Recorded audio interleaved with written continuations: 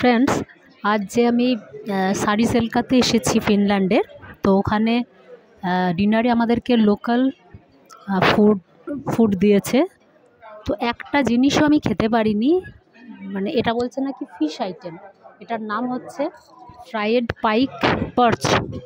আমি বুঝতে পারলাম না, সেজন্য খাইনি। এটা হচ্ছে রেনডিয়ার মিট, এটা অনেকে খেলো, আমি তো এটা একেবারেই খেতে পারবো না।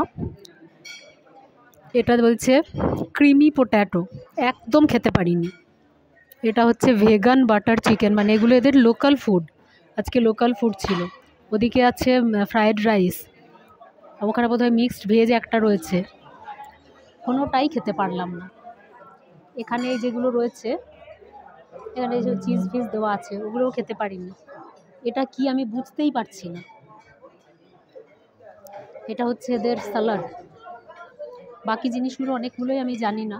এটাও বলছে স্যালাড, এটা পেঁয়াজ, আর ওই জিনিসটা কি আমি নিজেও জানি না। তো এগুলো নিয়ে আমি একটাও খেতে পারলাম না, আজকে অভুক্ত সারা রাত, কিছু খেতে পারলাম না।